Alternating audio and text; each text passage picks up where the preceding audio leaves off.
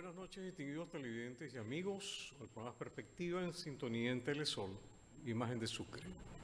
Buenas noches a todos y de verdad que quiero darles las gracias de manera muy sincera a esa sintonía semanal que nos están brindando y que de verdad nos hace que cada día nos pongamos un poco más previsibles a los efectos de llevarles a ustedes un programa de televisión que cumpla con las expectativas y al mismo tiempo con el elemento de la enseñanza. El programa se transmite en vivo a partir de este instante.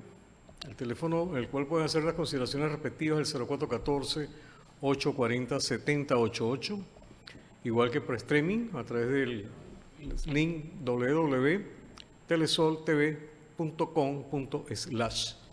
Totalmente a sus órdenes. Tal como ha sido anunciado a través de las redes sociales y nuestro generador de caracteres, tengo como invitado para la noche de hoy al economista Rafael García Marval, un gran amigo, una persona muy respetada en el medio académico del Estado Sucre y en el medio nacional también, con una amplia trayectoria en materia de economía, hoy en día coordinador de posgrado de la Universidad, de posgrado y Ciencia de Administración de la Universidad de Oriente, con el cual vamos a disertar acerca del escenario macroeconómico de nuestro país con respecto a la economía y a las cosas que se están viendo en estos momentos.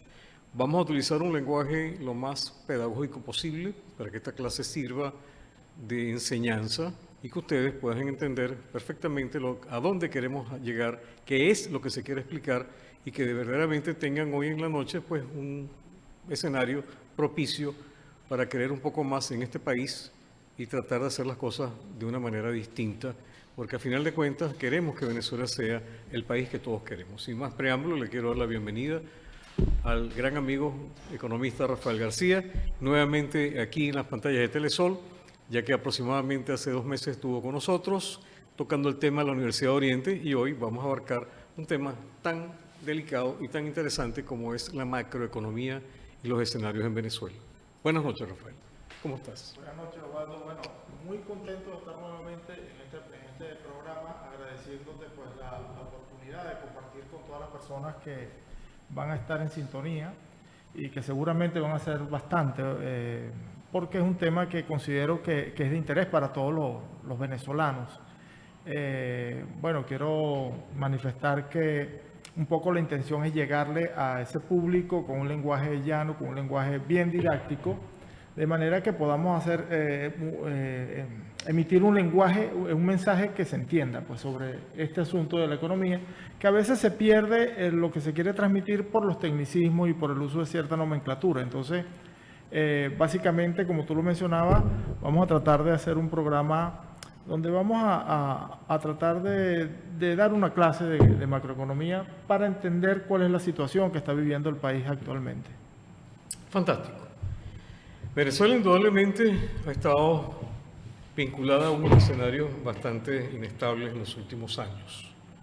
Y cuando me refiero a los últimos años, no estamos llevando al escenario de la época de la actual actividad, ¿cómo se llama? Administrativa del país, que sería el sistema vinculado al gobierno de Chávez y posteriormente a Maduro, sino que también en la Cuarta República Venezuela sufrió también de algunos declaves desde el punto de vista económico. En la época de la dictadura de Pérez Jiménez, Venezuela también tuvo otro escenario. En la época de Juan Vicente Gómez y su proceso de transición también tuvo otros escenarios. Posteriormente nos remitimos al siglo anterior, donde encontramos un sistema mercantilista, que era el que imperaba en el momento. Posteriormente llegó la época industrial. Y de ahí en adelante el mundo ha venido sufriendo una serie de cambios sumamente rápidos, pero también es cierto que cuando analizamos los valores que se determina la historia desde el punto de vista de la economía, Venezuela también siempre ha tenido una particularidad que algunas veces no corresponde al escenario venezolano a lo que ocurre normalmente en el resto del mundo. Venezuela es un país monoproductor. Eso ha sido una de sus grandes desgracias en el siglo pasado y en el actual siglo, donde no se diversificó la economía, sino que siempre dependimos de materia de los hidrocarburos y ante un mercado cambiante en el sentido de la combustión de los hidrocarburos fósiles, que en este caso existe una tendencia actual de ir a la parte ecológica y contrarrestar el efecto de los hidrocarburos, pero al mismo tiempo la tecnología puede ir avanzando, pero tampoco es cambio no es fácil el cambio desde el punto de vista industrial para desatender la demanda de hidrocarburos en el mundo ante una realidad como la que estamos viviendo, como el mismo caso que está ocurriendo en Europa en estos momentos con el tema de Ucrania. Venezuela hace unos años tuvo un tope de facturación petrolero con unos valores verdaderamente increíbles que se utilizaron de una manera que no llegó al desarrollo del país. Cae el petróleo y nuevamente el petróleo tiene otro tipo de precio, pero no tenemos producción. Sí. ¿Qué pasa en Venezuela en los últimos 200 años con estas variables que el país nunca termina de arrancar desde el punto de vista de la economía? Justamente, Osvaldo, la gran desgracia del país desde el punto de vista económico, como lo decías, ha sido esa especie de abocarnos o dedicarnos simplemente a producir para materia prima. Sobre todo aquí lo más importante es que no es que tenemos el petróleo para procesarlo y vender ya productos terminados con más valor añadido, sino que somos monoproductores y monoexportadores de materia prima, ¿no? Y fíjate que este es un discurso que en el tiempo parece que se ha venido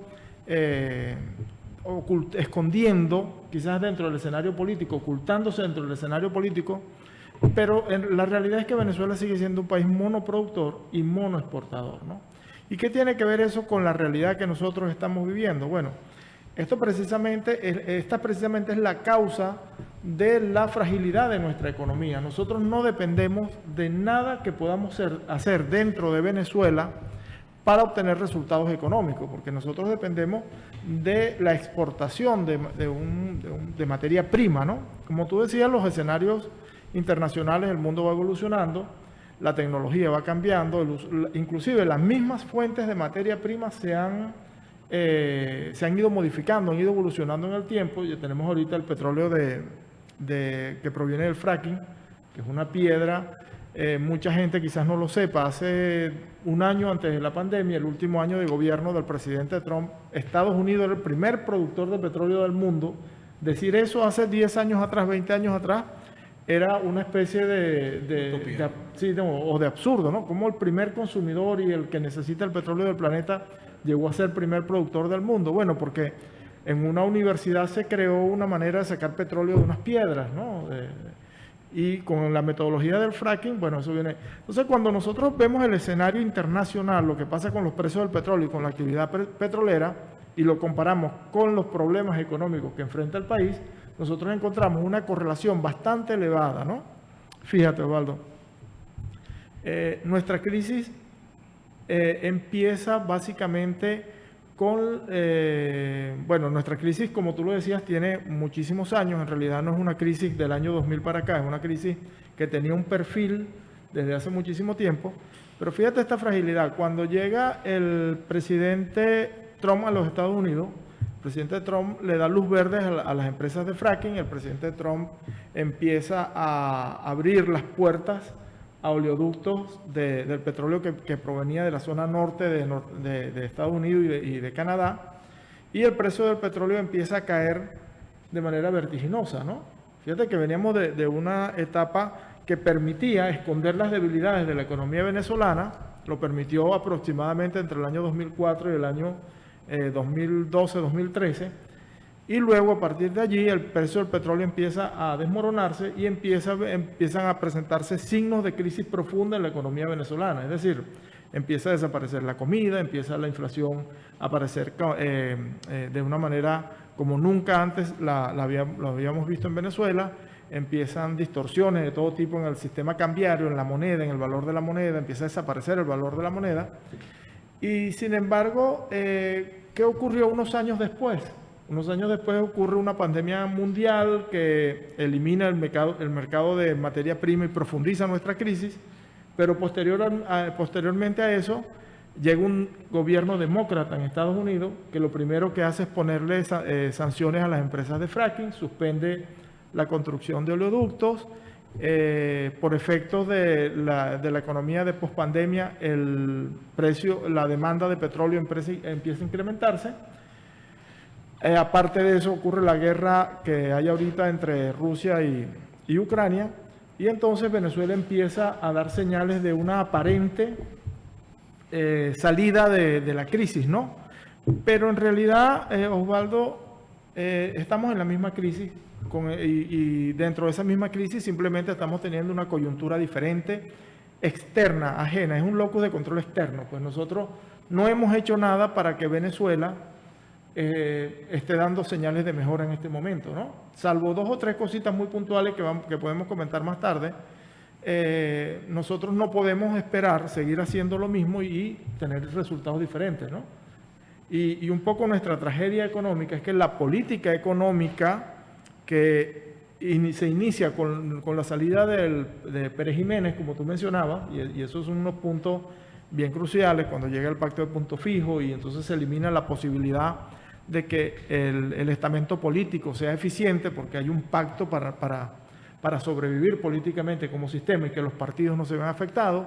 Después la nacionalización del petróleo y del hierro.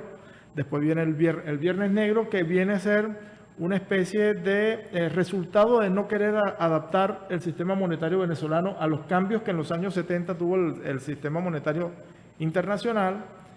Luego después de eso viene algo que fue quizás un intento de salvar al país desde el punto de vista económico, que fue los primeros años del segundo gobierno de Carlos Andrés Pérez, pero que luego se volvió en algo contraproducente porque sirvió para atacar a cualquier forma de liberalismo, no solamente el liberalismo a ultranza, que existiera en el país, porque justamente en esos años se siembra la idea de que es el neoliberalismo el culpable de la tragedia que estaba afectando a un país que nunca fue neoliberal. Sí, ¿no? Y ahí es bueno aclararlo y vamos a cumplir las pautas comerciales, porque Venezuela, muy en contra de lo que se plantea desde el punto de vista político, que ha sido el discurso del gobierno de Chávez y de muchísimos elementos que van contra el capitalismo, Venezuela jamás ha sido un país capitalista. Venezuela siempre, desde que Acción Democrática y COPEI gobernaron el país, siempre se convirtió en un país sobreprotector y un país que de una manera u otra no era competitivo a nivel de mercados internacionales, y eso ha sido uno de los grandes cánceres que ha tenido Venezuela con la actividad de exportación. Vamos a cumplir con las pautas respectivas y regresamos en breves instantes. Retomamos el programa Perspectiva, es en vivo. Recuerden que pueden comunicarse con nosotros a través de mensajería de texto o teléfono, con el teléfono de pantalla o WhatsApp. Una pregunta, estuvimos tocando un poco lo que corresponde a la historia desde el punto de vista de los últimos 100 años en Venezuela. ¿Capitalismo de Estado o socialismo de Estado? ¿Hay alguna diferencia entre lo ocurrido desde 1958 al 2022 con la intervención del Estado, la protección del Estado y el control del Estado respecto a la actividad privada? Fíjate, Osvaldo, básicamente podemos decir justamente ese abanico de fenómenos que nosotros analizamos y nosotros los condensamos. Fíjate que nosotros hablamos del surgimiento del pacto de punto fijo, que eso tuvo incidencia en lo económico, tuvo elementos muy positivos desde el punto de vista positivos y negativos, pues es una cuestión que ha generado mucha discusión desde el punto de vista político y social, pero también tuvo sus efectos desde el punto de vista económico, porque el Estado pierde eficiencia, porque los partidos políticos no tienen necesidad de tener resultados para sobrevivir. Había un pacto entre ellos en el cual debían sobrevivir por encima de todas las cosas, pues, ¿no? Te hablé de las nacionalizaciones en la década de los 70, te hablé de la crisis de cambiaria de la década de los 80, luego te hablo del discurso que se genera a raíz de los 2 únicos años donde hubo cierto toque de neoliberalismo en Venezuela, que fueron los 2 primeros años del gobierno de Carlos Andrés Pérez, y quizás me faltó tocar un poquito la quimera que representó el surgimiento de un Mesías como Hugo Chávez, ¿no? Pero, ¿qué es lo que ha pasado después de esa larga historia, de esos casi 50 años, un poco menos de 50 años, y qué empezó a ocurrir desde el año 2000? Bueno, esos mismos factores que se presentaban antes de esta nueva época, de esta nueva era, si tú los condensas y los multiplicas, tú vas a tener entonces una economía donde la clase política no tiene necesidad de ser eficiente para sobrevivir, le basta con presentar cualquier cosa para tener algún tipo de resultado electoral, vamos a tener un Estado que está creciendo como nunca antes ha crecido, nacionalizando cosas.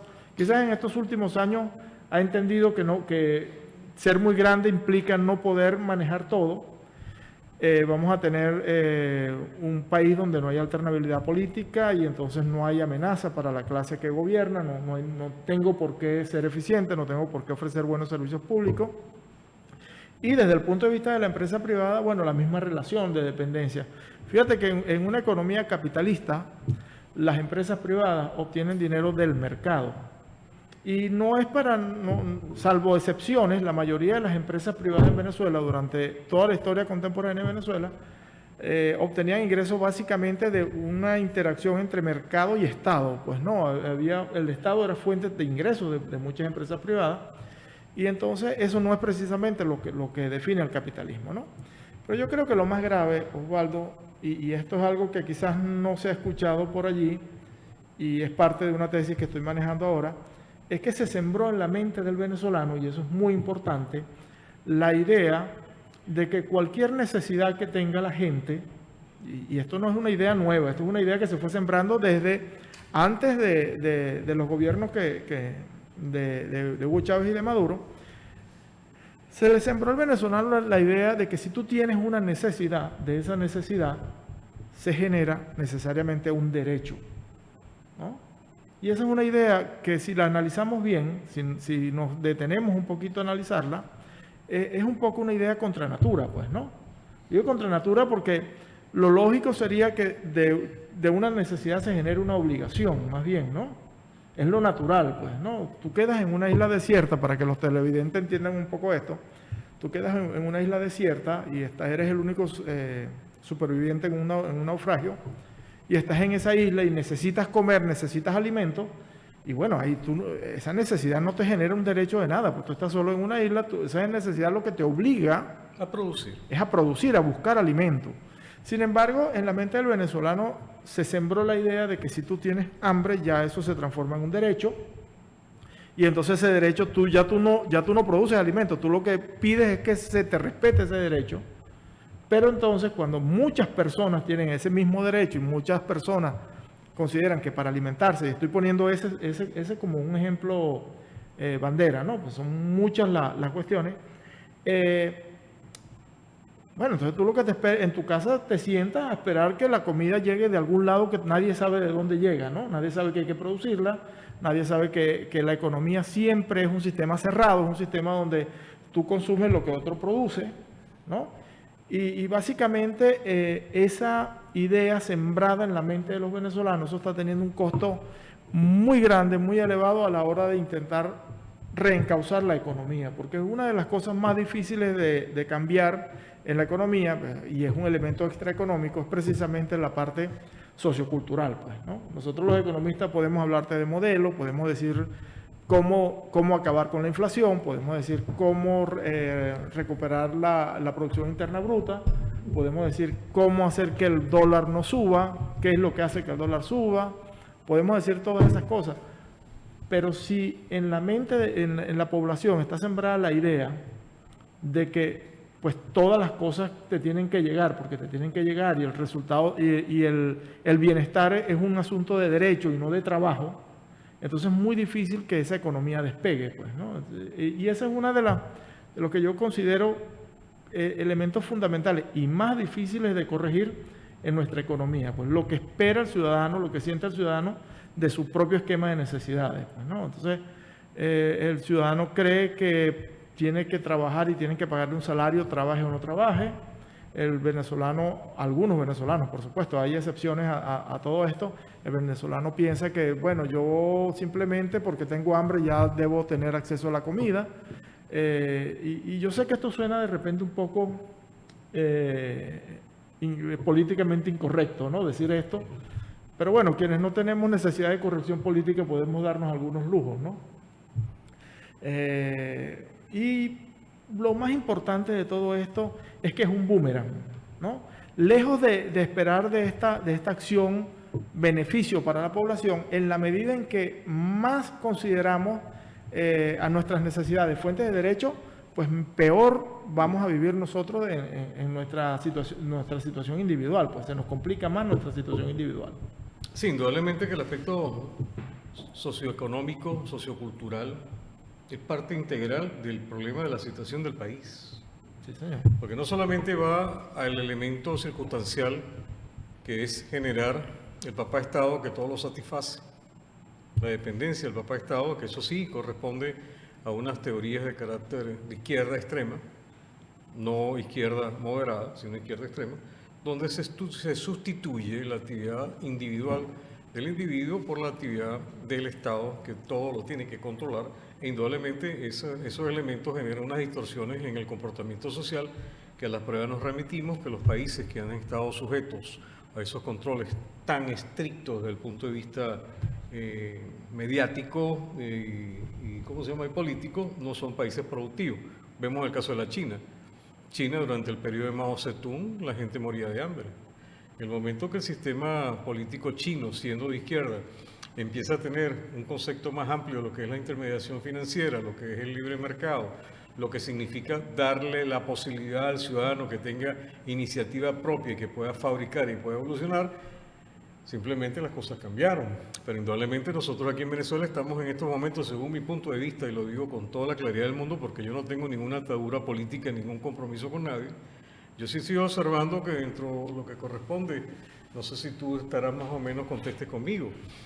Cuando nosotros analizamos el gobierno del señor Chávez, en paz descanse, observamos pues prácticamente un patrón de conducta cubano donde los cubanos cubrieron y comprometieron todo el estamento social político venezolano de acuerdo a su directriz.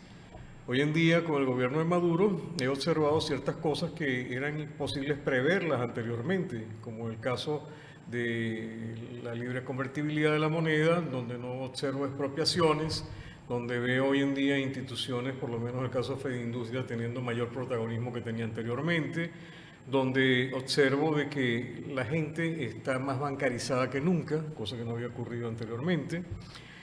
No sé qué puede estar ocurriendo desde el punto de vista político aquí en Venezuela, porque que existen cambios, existen cambios. ¿Qué pasa? ¿Cuál es el escenario? Entrando ya un poquito más en materia de lo que la gente quiere escuchar en el programa de televisión. Según el economista Rafael García Marval, ¿cuál es la situación del país en este momento? Fíjate. Dos palabritas, cumplimos en breve los comerciales y regresamos. Pero mientras tanto tienes chance de por lo menos dar un abreboca a lo que corresponde, según tu criterio, la situación actual del país. ¿Se está recuperando el país? ¿Hay cambios? Eso lo vamos a analizar, Osvaldo, pero lo vamos a analizar desde tres puntos de vista. Pues un punto de vista de largo plazo, de mediano plazo y de corto plazo, porque la realidad lo exige. No es posible explicarlo de una manera directa. No sería correcto asumir que esta situación a corto plazo sea la estructural, pues sea la que va a permanecer en el tiempo. Entonces vamos a explicar eso desde estas tres dimensiones, pues largo, mediano y corto plazo, y ver qué es lo que está pasando y cuáles son esas pequeñas transformaciones que ciertamente el gobierno ha hecho. El gobierno actual, el gobierno del presidente Maduro ha hecho, pero ¿y qué tan completas han sido? ¿No? Entonces, sí, pero es bueno también, y con eso vamos a comerciales, que este gobierno del señor Maduro, sin tener la capacidad financiera que tuvo el gobierno del señor Chávez, se ven cosas distintas en los últimos tiempos. Vamos a las pautas comerciales y regresamos de inmediato. Regresamos a su programa Perspectiva, nuestro invitado, el economista Rafael García Marval, con el cual estamos insertando los tópicos varios relativos al escenario macroeconómico de Venezuela. Nos fuimos a comerciales, te hice la pregunta sobre la situación del país, la diferencia entre la gestión del expresidente fallecido Hugo Chávez Frías y la actual gestión del presidente Nicolás Maduro.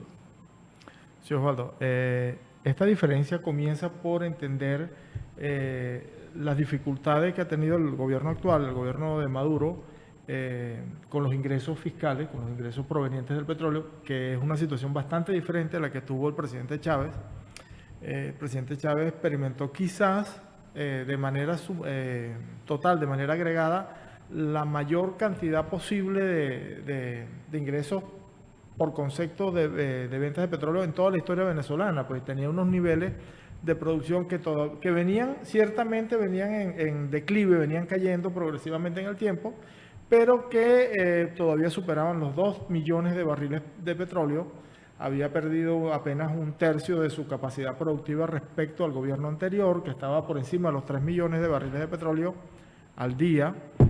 Mientras que el presidente Maduro, quizás como consecuencia también de la gestión anterior, que tuvo una orientación un poco dada al proselitismo y al populismo, se consigue con una industria petrolera que ya estaba en declive y con unos precios de petróleo que habían caído sustancialmente, ¿no? Y yo considero que precisamente los cambios que tú nombrabas, que efectivamente sí ha hecho el gobierno del presidente Maduro, es porque la economía le pasa factura pues al gobierno. Le dice, bueno, si seguimos haciendo lo que estamos haciendo, como lo estamos haciendo y no tenemos el colchón de los ingresos petroleros, entonces la población, vamos a perder el apoyo de la población como gobierno y eso pues va a traer como consecuencia pues cierta inestabilidad política, ¿no?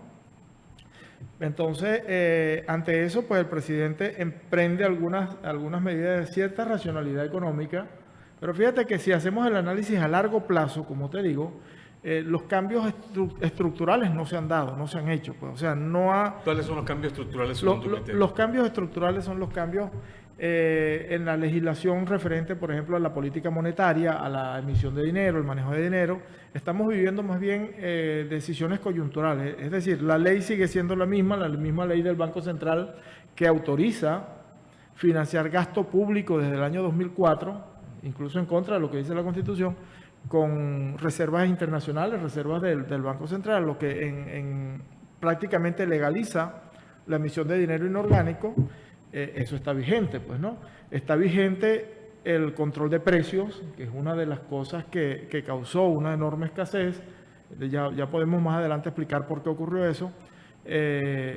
Pero se eliminan las herramientas que daba la ley para controlar efectivamente los precios, pero la ley queda, pues, o sea, la amenaza está allí latente, la espada de Damocles, para que se repita la historia, está allí montada, pues, ¿no? No se aplica, pero existe. Sí, existe la ley, no se aplica, pero lo conveniente es que no se aplique, ¿no? Lo mismo pasa con el régimen cambiario, que era diferencial, que es uno de los errores históricos desde el gobierno del presidente Luis Herrera. Se ha mantenido en Venezuela prácticamente en todo el periodo, desde el año 83 hasta nuestros días, un régimen cambiario diferencial, ¿no? Claro, tú me vas a decir, bueno, pero es que hubo un gobierno donde unificó el tipo de cambio 2 años, después hubo un gobierno donde hizo otra cosa, pero esos eran periodos muy cortos, ¿no?, de tiempo, y volvíamos al régimen diferencial. Para la gente que nos está escuchando, el régimen diferencial es el régimen donde coexisten simultáneamente 2 o 3 tipos de cambio, ¿no? Entonces, fíjate que sí hay una cierta liberación cambiaria, pero hay 2 dólares, un dólar de mercado y un dólar que es publicado por el Banco Central, cuyo valor es publicado por el Banco Central. Entonces, no vemos ese cambio estructural que nos garantice que este periodo de cierto bienestar o cierta apariencia de bienestar vaya a prolongarse en el largo plazo, ¿no? En el mediano plazo, ¿qué es lo que estamos viendo nosotros? Bueno, lo que estamos viendo en el mediano plazo es que efectivamente, fíjate, el gobierno atendió el llamado de muchos economistas de que no podía haber 3, 4 o 5 aumentos salariales en un año, sobre todo para personas trabajadores del sector público, porque eso implicaba emitir dinero inorgánico y esos aumentos salariales, bueno, terminaban teniendo efectos negativos sobre la misma población, porque aumentaban el salario y no mejoraba la situación del trabajador. Esa es la realidad, los trabajadores que están viendo el programa lo saben, pero además ese aumento del salario era un elemento inflacionario, es decir, complicaba la situación de los trabajadores. Entonces, mientras más subía el salario, las personas experimentaban una pérdida en su calidad de vida, pues, ¿no? Hemos visto también qué es lo que ha pasado con el precio de la gasolina. También hay un precio diferencial ahí, hay 2 precios de la gasolina, pero hay cierta racionalidad respecto al precio que había antes de la gasolina, antes de este nuevo sistema, que era 0, pues la gasolina era gratis en Venezuela, porque con las reformas, con la reformas monetarias, las reconversiones monetarias, el precio de la gasolina quedó rezagado y se perdió entre tantos ceros, ¿no? Y uno iba a la bomba de gasolina y prácticamente lo que le daba era propina al señor de la bomba de gasolina. Entonces, esos elementos el gobierno sí ha venido aplicando. Desmontar el control de precios, aunque no desmontó la ley, las personas deben tener correlacionadas, deben entender, deben recordar que en la época entre los años 2010, finales 2015, 2016, 2017, se reactiva el control de precios, se fiscalizan las empresas y justamente ocurre lo que se llama en economía el extraperlo, ¿no? Es decir, cuando hay fuerza, cuando hay tendencia de aumento de precios y tú pones un control de precios, ocurre una especie de escasez económica de los bienes, ¿no? Por eso ibas al mercado y no conseguías leche, pero si pagabas la leche más cara, la leche aparecía de repente, ¿no? ¿Y dónde queda también el elemento criminal? Sí, fíjate. El elemento criminal, porque otra palabra no cabe, del aspecto de la especulación, de la viveza criolla, donde tú observas de que si el Banco Central hace un ajuste de un 10, un 11% de la fluctuación del dólar del bolívar respecto al dólar, tú te consigues que de la noche a la mañana los productos que están como referencia en dólares los devalúan 30-40%. Sí, es decir, ¿quién le pone la cascabel al gato en ese sentido? Sí. Porque es que lo que está pasando es grave. Es decir, hace 3 meses, 4 meses, teníamos un dólar aproximadamente con cierto nivel de estabilidad que oscilaba entre los 4.17 a los 4.25, 4.30. Y tú notabas efectivamente que la gente estaba trabajando, la gente estaba haciendo sus negocios, veías mucho más actividad, más presencia del intercambio financiero y de la actividad bursátil. Empieza a subir la moneda, empieza a hacer una devaluación. Primera pregunta, entrando ya en materia un poco más rápido porque el tiempo en televisión es muy rápido. ¿Por qué el Banco Central se obliga a hacer el ajuste monetario? ¿Cuáles son los factores desde el punto de vista macroeconómico que inciden para que el Banco Central tenga que hacer ese ajuste?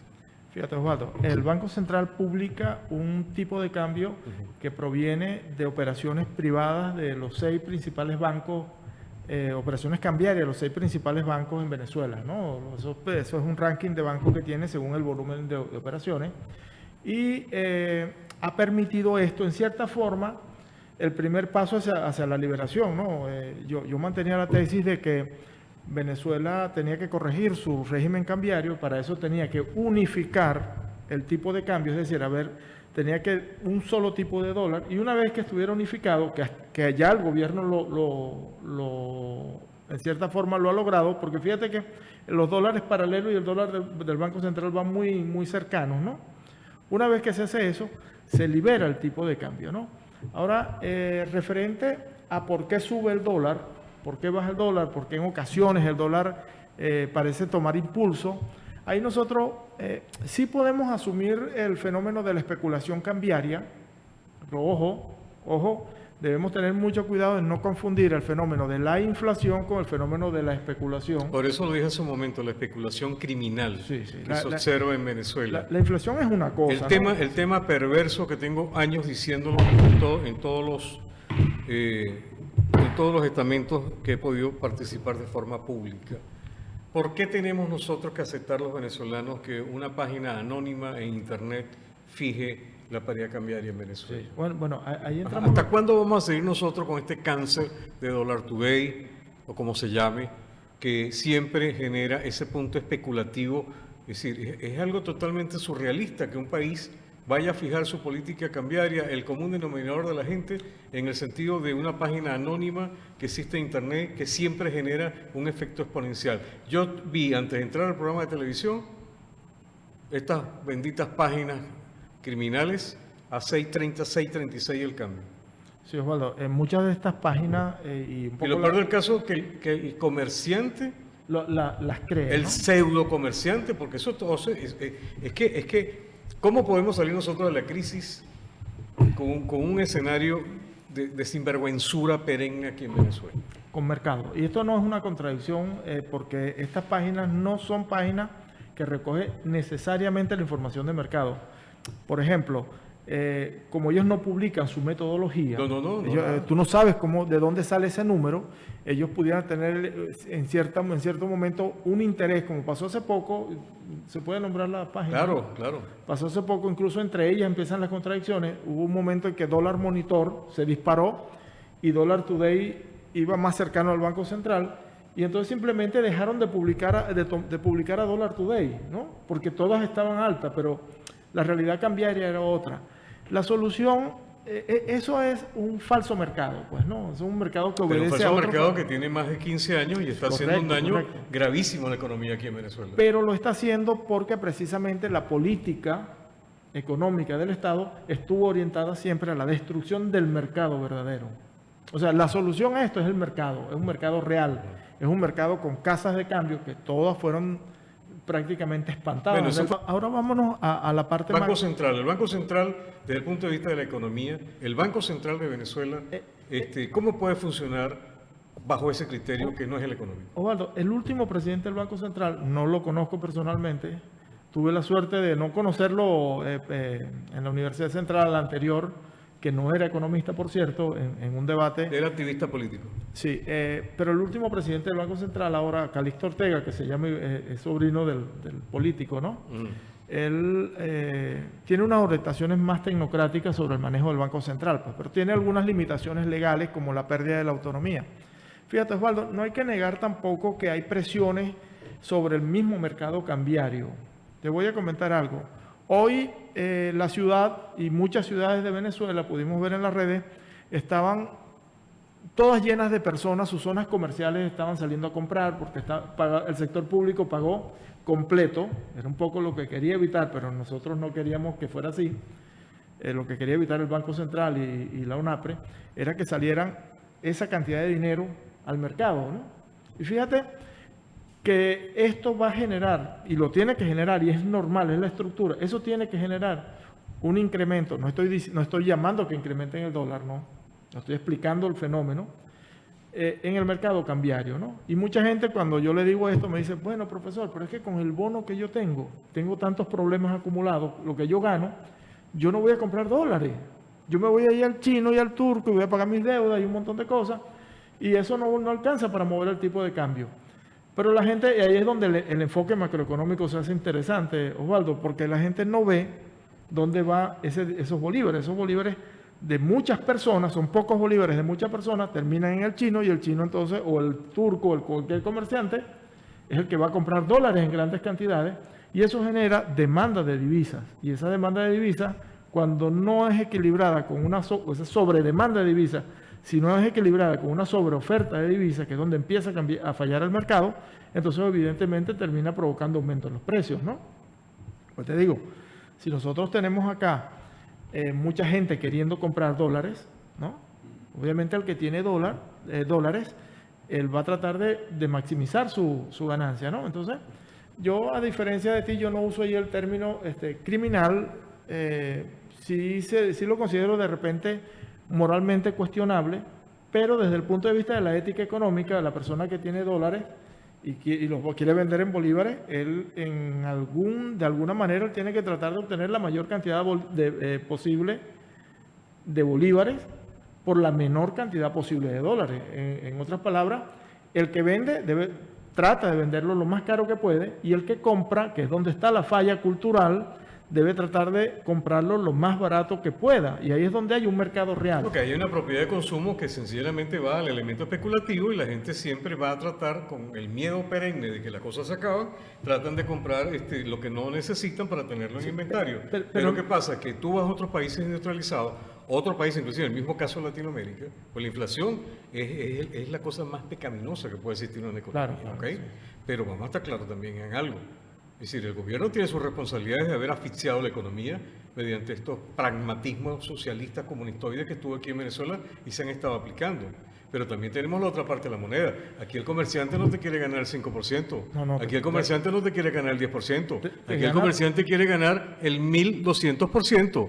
Y ahí viene entonces el problema. Es decir, el consumidor.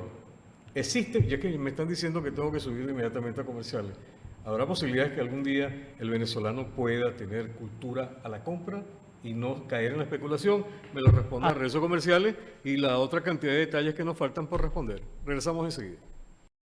Regresamos, estimados televidentes, el último segmento del programa Perspectiva. El teléfono está a su disposición, 0414-840-7088, solamente para enviar mensajería de texto y WhatsApp. Banco Central de Venezuela, como economista, ¿cómo puede manejarse el Banco Central de Venezuela ante parámetros estrictamente políticos y no económicos? Fíjate, urge, Osvaldo, rescatar la autonomía del Banco Central de Venezuela. Los bancos centrales no pueden ser una dependencia del gobierno, tiene que ser dentro del Estado un poder autónomo que salvaguarde la soberanía monetaria del país. Pues el valor de la moneda depende de la gestión del Banco Central. Y justamente lo que es la inflación es la pérdida del valor de la moneda. Entonces, rescatar la autonomía no solamente de manera coyuntural, sino modificar estructuralmente todo el marco legal que apoya el Banco Central. Pues. Esta otra pregunta. ¿Cuáles son las causas de la crisis en Venezuela según tu óptica? Fíjate, ¿Cómo podemos superar la crisis? Las personas que nos están viendo, que son personas, amigos, que están en diferentes partes del mundo, que siempre sintonizan el programa Perspectiva y lo ven a través de YouTube, en el canal Perspectiva TV, me preguntan, ¿están cambiando las cosas en Venezuela? ¿Podemos regresar? ¿Podemos invertir? ¿Qué se le dice a esta cantidad de amigos y de paisanos que están afuera? Yo creo que en la medida en que ellos puedan regresar, que ellos quieran regresar, en esa misma medida nosotros se abren más oportunidades para Venezuela, ¿no? Sin embargo, urge un cambio, insisto, un cambio económico, un cambio en la política económica de gran magnitud. ¿Cómo cuál? Fíjate que las medidas que se han adoptado, hemos unificado el tipo de cambio, pero el tipo de cambio trata de ser manejado ahora por el Banco Central a través de un esquema de flotación sucia, no es un esquema totalmente de mercado, pues no. Y cuando repite el término que no lo entendí. Flotación sucia. ¿Qué significa eso? Significa que el Banco Central, cuando el dólar empieza a subir, él empieza a inyectar, a actuar como si él fuera un oferente de dólares a través de ciertas instituciones bancarias e incrementa la oferta de dólares para que el precio se mantenga. Es una medida que en el corto plazo, insisto, es muy conveniente porque permite estabilizar el tipo de cambio, pero que no es sostenible a largo plazo. ¿Por qué no es sostenible a largo plazo? Porque el Banco Central está emitiendo dinero y está quemando reservas internacionales y como todo en economía, el principio general de la economía es que todo es escaso, bueno, vamos agotando esas reservas internacionales, quemándolas para que el dólar no suba. Pues. Y tenemos nosotros la presencia del licenciado Pedro Echenagucia. Saludos, Pedro, te manda solidaridad absoluta, que fue alumno tuyo de posgrado. El amigo César Cabello está consultando, según tu proyección, ¿a dónde puede llegar el dólar? Mira, eso va a depender de dos elementos fundamentales, ¿no? Aquí nosotros tenemos que estar vigilando, las personas que están interesadas en la perspectiva del tipo de cambio, tienen que vigilar mucho lo que está pasando con el mercado petrolero. Es decir, el dólar va a seguir aumentando evidentemente porque hay un incremento en la masa monetaria y esa masa monetaria se usa para comprar dólares. Pero no producimos petróleo. Si abren las puertas a la inversión extranjera nuevamente, estaremos en presencia, si los pragmáticos comunistas de Venezuela lo permiten en el gobierno, de que Venezuela reactive la actividad petrolera que necesita forzosamente inversión extranjera. Pero fíjate, ¿que dé garantías? El problema de la inversión extranjera, y ahí tenemos que aprender un poco del caso argentino, ¿no? Cuando llega Macri al poder, Macri llega abriéndole las puertas a la inversión extranjera. Pero Macri llega abriéndole las puertas a la inversión extranjera después de un gobierno de corte socialista que duró cierto tiempo, ¿no? Y los inversionistas en el mundo no están dispuestos hasta no tener estabilidad. Garantías de que su capital no va a ser afectado por este tipo de gobierno. Entonces, ¿qué le ocurrió al presidente Macri? Bueno, él abrió las puertas a la inversión extranjera esperando un flujo de dólares enorme para poder financiar su política económica, y la inversión extranjera no vino por cautela, pues, ¿no? Entonces, esto lo que nos indica a nosotros es que pues no hay una solución a corto plazo con el llamado a la inversión extranjera, pues, ¿no? Es decir, ¿quién va a venir a un país donde no hace mucho en términos de mediano plazo económico, 10, 12, 15 años, se estaban expropiando fincas, se estaban expropiando empresas, incluso que no tenían carácter estratégico, va a traer su dinero a Venezuela. Pues, sí, indudablemente que trampa, el capital no tiene territorio, el capital huye ante la presión. Él huye y se cuida, ¿no? Mira, una cosa, Rafael, yo a lo largo de mi carrera como docente, que fueron 20 y tantos años en la Universidad Gran Mariscal de Ayacucho, yo tuve que explicar mucho el tema de las medidas de presión internacionales, ¿no? Hablando del boicot, la retorsión, los embargos. Y durante toda mi experiencia como docente, siempre le planteé a mis alumnos, que algunos estarán viendo el programa de televisión, de que yo era una persona negada totalmente a ese tipo de medidas, porque en la práctica ha demostrado que no sirve. El tema tan complejo que se presenta hoy en día en Venezuela como parte de la reactivación económica, todos estos cuestionamientos, limitaciones bancarias existen hoy en día contra Venezuela.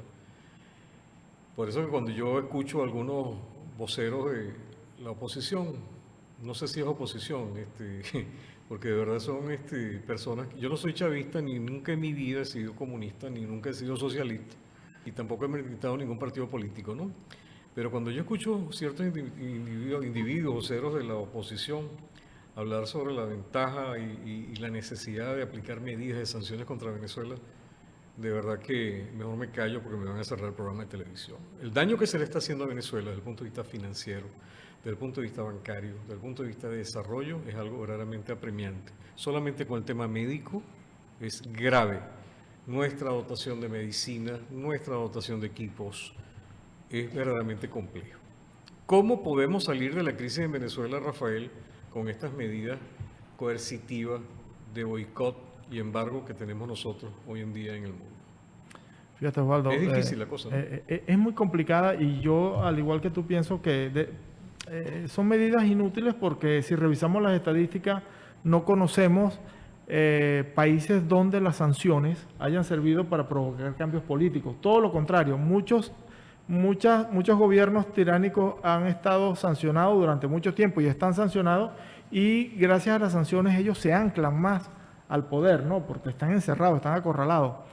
Y obviamente los efectos económicos son graves, pero también hay que decir, Osvaldo, que mucho antes de las sanciones, y estamos hablando de dos tipos de sanciones, ¿no? Yo estoy hablando de las sanciones financieras, que son distintas a las sanciones individuales que se aplicaron a algunos personajes. Disculpa, son que diferentes. Interrumpa. Todos los sinvergüenzas, todos, sin excepción, todos, para acá la cámara, por favor. Todos los sinvergüenzas que se han robado los reales que les ha dado la gana. Un prócer cumanés, por cierto, que dirigió el Banco Industrial de Venezuela, creo que está en Asia hoy en día. Todos los sinvergüenzas que han despilfarrado, robado las arcas públicas, están en Estados Unidos, en Europa y en Asia. Sí, entonces, ¿cómo se entiende eso? Sí, pero fíjate, esas son sanciones individuales. Pero esas sanciones individuales es una gran mentira. Sí, ok, es una mentira. Negocian y después tienen todo el dinero que se han robado lo tienen afuera. Pero las que nos provocan a nosotros dificultades son las sanciones de transacciones que se aplicaron justamente a mediados de 2017, ¿no? Que no podemos hacer algunas transacciones, el capital no gira libremente. Muchos venezolanos, por ejemplo, ahorita no pueden comprar y traer, muchos importadores no pueden hacer ese tipo de operaciones. Tenemos empresas aquí en Sucre que no pueden iniciar operaciones porque no tienen capacidad de refracciones para poder reparar sus equipos. Sí. Y bueno, la parte médica, la parte educativa, todas esto ha sido ¿Hacia dónde afectado. vamos nosotros en Venezuela? Estamos ya en tiempo final. Fíjate, Osvaldo. Te están preguntando que a dónde llega el dólar. Bueno, eso lo dirás al final, pero en el caso de hacia dónde vamos, el elemento de los sueldos, hablaste hace un momento el tema de que no es conveniente en una economía sana tener incrementos salariales, impuestos que deben ser justamente establecidos por parte de la relación patrono-laboral.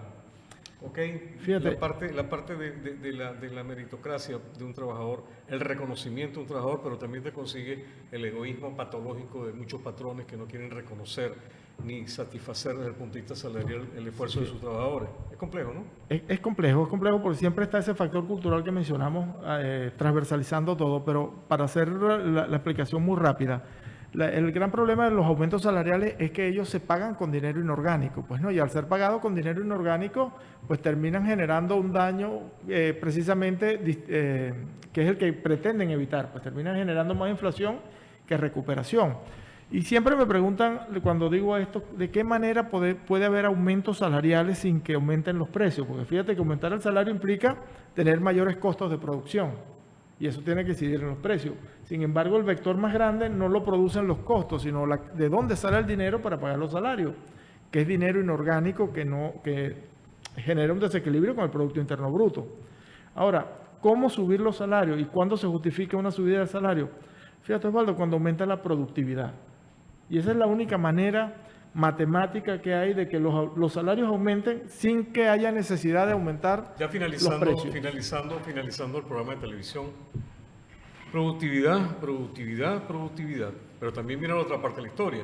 Tenemos muchos comerciantes que están viendo el programa de televisión, que están sujetos a la cancelación trimestral, semestral, anual de las tasas impositivas, las cuales hoy en día están vinculadas al bendito petro, donde no se puede pagar lo que se está cobrando. Es decir, ¿cómo podemos hablar de productividad y cómo podemos lograr que Venezuela salga adelante si nos conseguimos entonces por un escenario un dólar especulativo y después tenemos una fluctuación del petro que nos trae como consecuencia que el comerciante tiene que emigrar a la parte de la informalidad porque la informalidad no genera empleo para poder satisfacer sus necesidades? Sí, de hecho, justamente cuando te decía que la reforma tiene que ser estructural, debe abarcar toda la economía. ¿Y tú crees que haya voluntad para hacerlo? Es complicado. ¿Tú crees que la oposición en Venezuela y el gobierno de Venezuela puedan tener algún punto de entendimiento? Fíjate, Osvaldo, después de todo lo que ha sucedido. Fíjate, tenemos la certeza de que hay una solución. Pues yo creo que como economista, y muchos economistas pudieran estar de acuerdo, tenemos la receta, tenemos el diagnóstico y tenemos pues la medicina, ¿no? Ahora, la voluntad sí es el fenómeno que de repente puede fallar allí. Fíjate, ¿a qué político del gobierno de la oposición le conviene corregir la economía? Esa es una pregunta importante que nosotros tenemos que hacernos. ¿Y de qué manera podemos nosotros cambiar este elemento sociocultural, esta mentalidad de los venezolanos, cuando su conducta es afectada? Fíjate que cuando me hablabas de los precios y de la inflación y me hablabas del exterior, causa mucha curiosidad en el mundo económico la conducta del venezolano cuando va al mercado, porque ciertamente hay una especulación exagerada en algunos comerciantes, pero también hay una conducta inapropiada en el consumidor. El consumidor no elige en el mercado, el consumidor se ata, se amarra, hay una especie de síndrome de Estocolmo. Si tú me vendes más caro, yo peleo, pero te compro. Sí. Ya continuamos. Inclusive, te corrijo, somos uno de los pocos países donde los consumidores se sorprenden cuando los precios no suben y les extraña cuando el precio permanece igual. En el resto del mundo los precios están igual y la gente se sorprende cuando... Sí, es una psicología inversa. Sí. Oro, diamante, bauxita, coltán. Materias primas. Materias primas que se dicen que existen, que se explotan y que no pasan por los canales regulares. Eso es un tema, yo diría que policial, ¿no? Es un tema de manejo irregular de recursos, es un tema más bien de Contraloría, que genera obviamente un efecto en la economía bastante complicado, porque son recursos que no, fíjate, que sería más conveniente, por ejemplo, tenerlo en concesiones privadas, que en manos de un Estado que no sabemos entonces cuáles son los montos que se producen, no sabemos cuál es el destino que tienen estos recursos, y aún teniendo, nosotros lo que defendemos la eliminación de subsidios, a veces decimos, bueno, hay que eliminar subsidios para que el Estado tenga recursos, hay que vender estos recursos naturales para que el Estado tenga, pero después no sabemos si esos recursos de verdad se van a usar para los fines del Estado, o se diluyen en el... Estoy hablando de lo que corresponde al capitalismo de Estado o al socialismo de Estado. Sí, justamente. Vale la pena decir esta historia. Si aquí en el estado Sucre hubo un segmento que fue beneficiado, absolutamente beneficiado, con los subsidios fue el sector de la pesca. Tuvieron subsidios en la adquisición de barcos, tuvieron subsidios en el no pago de impuestos sobre la renta, tuvieron todas las exenciones habidas y por haber, combustible, y no hicieron una escuela, no hicieron una placita. Y todo está en chévere en Panamá, en Estados Unidos y en Europa, y aquí, bien, gracias. Es increíble, ¿no? Esa distorsión que hay en la gente que recibe, los grandes empresarios. Luis Herrera decía algo, esto es una empresa quebrada y empresarios ricos, algo así, ¿no? Y eso justamente tiene que ver con lo que estás diciendo de que el subsidio, bien dado, es una maravilla, pero muchas veces el subsidio es más necesario al consumidor que no al empresario. Ya para finalizar, preguntas que me lo están diciendo. ¿Tenemos cambios positivos o negativos en los últimos 24 meses? En los últimos 24 meses... Rápido, porque ya me dijeron que nos corto. Bueno, rápido. En el corto plazo hemos experimentado una mejora que yo creo que es notoria, pues, ¿no? Es una mejora que yo creo que negarla significaría, pues, cerrar los ojos y no ver lo que está pasando en los mercados ahorita en Venezuela, no que lo que está pasando en la calle. Pero es preocupante el largo plazo, pues, o sea, por cuánto tiempo esta ilusión o esta situación favorable pudiera prolongarse, porque hay elementos que nos sugieren que ante el quiebre de algunas variables macroeconómicas, pues pudiéramos experimentar un retroceso. Por ejemplo, hay muy serias, muchos sectores en redes profesionales, en el sector económico hablan de una especie de vuelta, reestablecimiento de controles de precio en productos de bienes, y bueno, eso pudiera poner a los consumidores a elegir entre la inflación y la escasez, pues, ¿no? Y retrocedernos a 2017. El precio del petróleo empezó a mostrar cierta inestabilidad. Fíjate, la guerra no ha terminado, pero sí está pasando el efecto de la pandemia, la economía de pospandemia, y entonces el petróleo está volviendo a su cauce. A nosotros nos iría muy mal, Osvaldo, desde el punto de vista económico, la llegada de un gobierno republicano a los Estados Unidos que tumba el precio del petróleo, porque en los Estados Unidos sí tienen el poder de tumbar el precio del petróleo, pues. Bueno, ya será tema de otra discusión. Estimados televidentes, gracias por la sintonía prestada.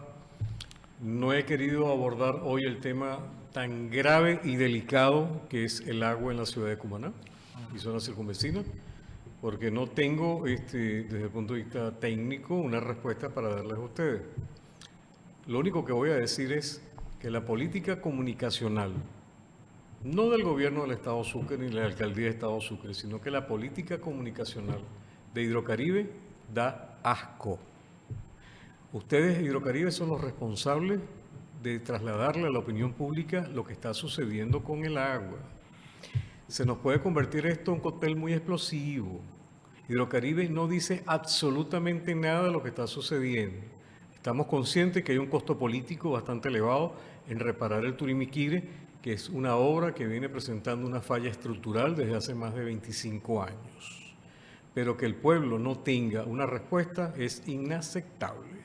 Mi recomendación es que, por favor, no le busquen las 5 patas al gato y traten en lo posible de comunicar a la colectividad qué está sucediendo y generar mecanismos alternos de agua potable en diferentes partes de la ciudad para que la gente satisfaga sus necesidades.